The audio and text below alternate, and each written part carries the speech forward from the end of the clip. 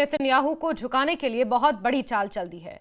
जो Benjamin Netanyahu पिछले 650 दिनों से युद्ध में हमास के सामने नहीं झुके, अब उनके लिए एक वीडियो बहुत बड़ी मुश्किल बन गया है। इस वीडियो ने पूरे इजराइल में कोहराम मचा दिया है, क्योंकि हमास ने इजराइल के खिलाफ अब कब्र खोदो युद्ध शुरू कर दिया है।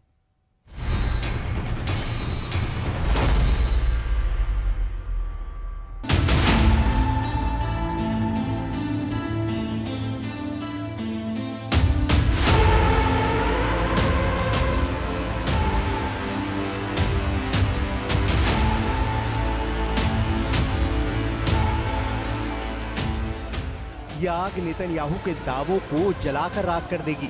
इस आग में इजराइल में कोहराम मचाने वाला गुस्सा छुपा हुआ है, क्योंकि हमास के पास अब भी 20 से ज्यादा ऐसे बंधक हैं जिनकी जिंदगी अब मौत से बचाने वाली एक नोक पर ठहरी हुई है।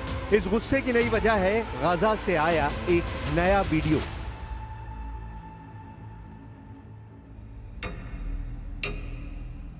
ये वीडियो हमास ने वायरल किया है। इस वीडियो में एक इजरायली बंधक एवियातार डेविड अपनी कब्र खोद रहा है। इस वीडियो में इजरायली बंधक की सेहत देखकर अंदाजा लगाया जा सकता है कि उसकी हालत क्या है। 24 साल का एवियातार डेविड सुरंग में ही एक गड्ढा खोद रहा है। हमास के इस वीडियो में वो बताता है कि ये गड्ढा वो अपनी कब्र बनाने के लिए खोद रहा है। כל יום שעובר הגוף שלי הולך, נחלש, נראה רזה יותר וחלש יותר. מבחינתי זה נראה שאני בדרך למוות שלי. חובר לעצמי את הקבר שבו אני אולי אשכב. ובאמת, כל יום שהולך ועובר, הזמן נגמר. הזמן הולך ואוזל.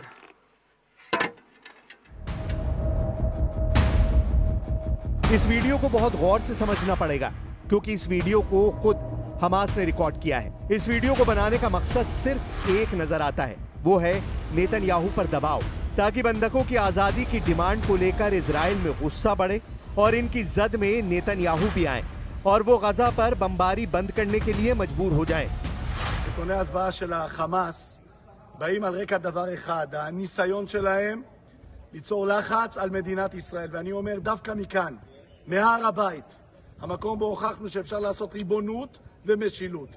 דווקא מכאן צריך להעביר מסר ולדאוג שכבר היום כובשים את כל רצועת עזה, מכריזים ריבונות בכל רצועת עזה, מורידים כל חמאסניק ומעודדים הגירה מרצון.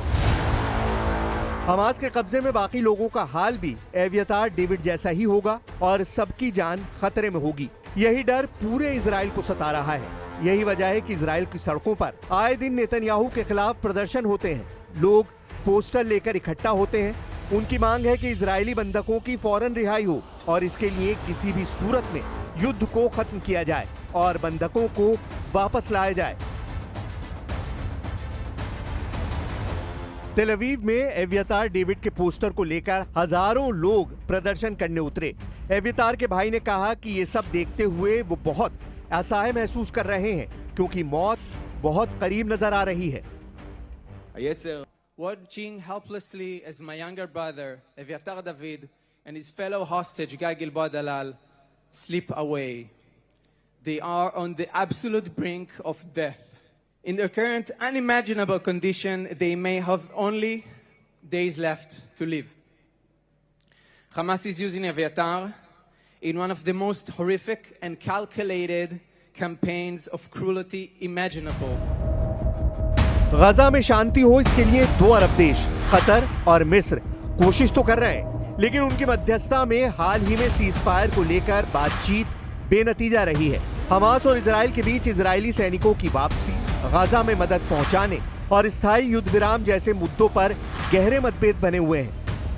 इजराइल चाहता है कि हमास हथियार डाले, गजा में हमास का शासन खत्म हो, जबकि हमास की डिमांड है कि इजराइल की सेना गजा से बाहर जाए और फिलिस्तीन को एक देश की मान्यता दी जाए।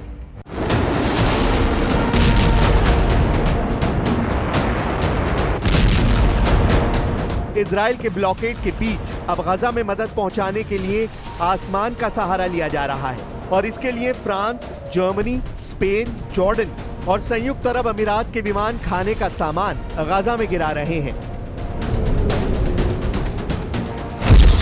गाजा में अब तक 60,000 से ज्यादा लोगों की मौत हो चुकी है। घायलों की तादाद 1.5 लाख पहुंचने वाली है। ये ऐसे आंकड़े हैं जिनके बारे में दुनिया जानती है।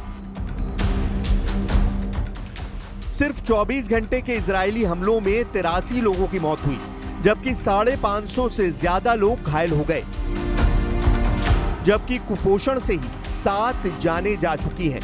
गाजा की तबाही की हर जानकारी ट्रंप तक भी पहुंची है, क्योंकि ये तब हुआ जब ट्रंप के विशेष प्रतिनिधि स्टीव विटकॉफ ने गाजा का दौरा किया, ताकि वहां के हालात पता चल सके। इस दौरान वो गाजा में करीब 5 घंटे रुके। I spoke to Steve Witkoff. He had a great meeting with a lot of people, and the primary meeting was on food. And he also had some other conversations that I'll tell you about later. But he had a meeting on getting the people fed, and that's what we want. वैसे Gaza को लेकर Netanyahu पर पड़ रहा दबाव अब white house में भी देखा जा सकता है। हमास को लेकर अमेरिका का गुस्सा और तेजी से भड़क गया है। अमेरिका के राष्ट्रपति डोनाल्ड ट्रंप ने कहा है कि हमास शांति नहीं चाहता, बल्कि मरना चाहता है। इसलिए अब वक्त आ गया है कि इजराइल हमास का पूरी तरह सफाया कर दे। ट्रंप का बयान ऐसे वक्त आया है जब अमेरिका गाजा में मध्यस्थता से अलग हो चुका है। इजराइल को अमेरिका की मदद हमेशा मिली है और इस बार भी नेतन्याहू को पता है कि डोनाल्ड ट्रंप उनका पूरा साथ देंगे। हालांकि यूरोप के 2 बड़े देशों और कनाडा से इजराइल को बहुत बड़ा झटका लग चुका है। ब्रिटेन और फ्रांस के अलावा कनाडा ने कहा है कि वो फिलिस्तीन देश को मान्यता देगा। फ्रांस ने कहा कि वो सितंबर 2025 में संयुक्त राष्ट्र महासभा में इसे औपचारिक रूप देगा, जबकि ब्रिटेन ने कहा कि सितंबर तक अगर इजराइल ने गाजा पर पाबंदी नहीं हटाई और युद्ध विराम नहीं हुआ तो वो ऐसा जरूर करेगा। गाजा में हालात बहुत तेजी से खराब हो गए हैं, न सिर्फ इजरायली बंधकों के लिए बल्कि लाखों फिलिस्तीनियों के सामने भी एक और तरह की मौत खड़ी हो चुकी है। संयुक्त राष्ट्र ने गाजा का एक डराने वाला वीडियो जारी किया है। इस वीडियो में फिलिस्तीनी नागरिकों को खाना बांटे जाने के दौरान गोली चलती हुई देखी जा सकती है, यानी भूख से बचने के लिए लोग गोली की बौछारों के बीच जाने को मजबूर हैं। Today we went on a mission to pick up food supplies from Kerem Shalom. We faced several constraints, although they weren't as severe as they had been previously. One of the constraints that we faced was waiting about 2.5 hours at an Israeli forces checkpoint, which by the time we were allowed to pass, we were met on the road by tens of thousands of hungry and desperate people who directly offloaded everything from the backs of our trucks. संयुक्त राष्ट्र की report है कि Gaza में खाना लेते वक्त हुई गोलाबारी में 1373 लोगों की मौत हो चुकी है। इस गोलीबारी का आरोप इजराइल पर लगा है। Another constraint that we're facing is the very limited time to load the cargo, and so we are unable to secure it properly with belts or tarps, which makes it very easily fall off from the backs of the trucks, as the roads are quite rough and sometimes we have to drive at quite high speeds. Gaza में भूख वाला संकट गहराने लगा है। 2025 में मार्च से अब तक 170 से ज्यादा लोगों की मौत सिर्फ भूखमरी से हो चुकी है। इसमें 95 बच्चे थे। इस वक्त हजारों लोग मौत की चौखट पर पहुंच चुके हैं। ट्रंप भी मान चुके हैं कि गाजा में हालात बहुत भयानक हैं, जबकि इजराइल का दावा है कि ये सब झूठ है। यही वजह है कि पूरी दुनिया ईरान के साथ अरब देशों की तरफ भी देख रही है। गाजा की हालत देखकर अब ईरान के बाद नई वार्निंग इराक से भी आई है, क्योंकि गाजा की तस्वीरें सबको बेचैन कर रही हैं। लेकिन इजराइल के सिक्योरिटी मिनिस्टर ने कह दिया है कि पूरा गाजा अब इजराइल में मिला लिया जाएगा। המקום בו הוכחנו שאפשר לעשות ריבונות ומשילות. דווקא מכאן צריך להעביר מסר ולדאוג שכבר היום כובשים את כל רצועת עזה, מכריזים ריבונות בכל רצועת עזה, מורידים כל חמאסניק ומעודדים הגירה מרצון. 650 दिन के युद्ध के बीच गाजा में मौत लगातार नाच रही है। खंडरों और कंक्रीट की तहस नहस हो चुकी बस्ती में कब, कहां और कितना बड़ा बम गिरेगा ये सिर्फ नेतन्याहू जानते हैं।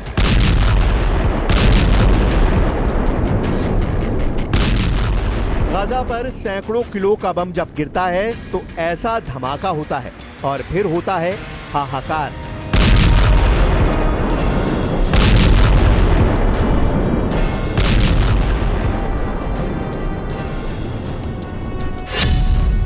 इराक में आयतुल्ला अली सिस्तानी ने अरब और इस्लामिक देशों से कहा है कि गाजा में बच्चों, बीमारों और बुजुर्गों को नहीं बख्शा जा रहा। अरब और इस्लामिक देश इजराइल को रोकें और गाजा के लोगों तक मदद पहुंचाएं। आयतुल्ला अली सिस्तानी इराक में सबसे बड़े धर्मगुरु हैं और उनका दर्जा ईरान के सर्वोच्च नेता अली खामनेई से कम नहीं है।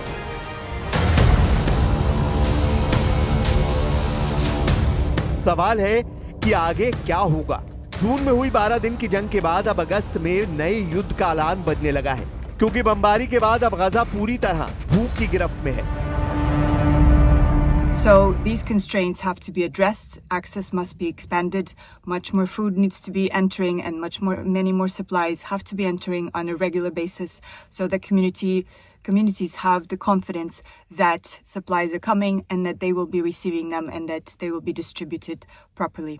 लेकिन सच ये है कि 7,000 बंकर बस्टर बम एक नए युद्ध की शुरुआत कर सकते हैं। सीज फायर के बाद ही इजराइल की एयरफोर्स खुद को ऐसे बमों से लगातार लैस करती जा रही है। अमेरिका अब इजराइल को 7,000 से ज्यादा बंकर बस्टर बम दे रहा है। ये बम आसमान के रास्ते भी पहुंचाए जा रहे हैं और समंदर के रास्ते यानी कार्गो शिप से भी इजराइल को सप्लाई किए जा रहे हैं। ये एक तरह से इजराइल और अमेरिका के बीच बम हाईवे बना दिया गया है, जिसके टारगेट पर ईरान ही नजर आ रहा है। ये डोनाल्ड ट्रंप का नेतन्याहू को बहुत बड़ा और धमाकेदार तोहफा है। डर यह है कि इस तोहफे के पीछे ईरान से युद्ध का दूसरा राउंड लड़ने की तैयारी कर ली गई है।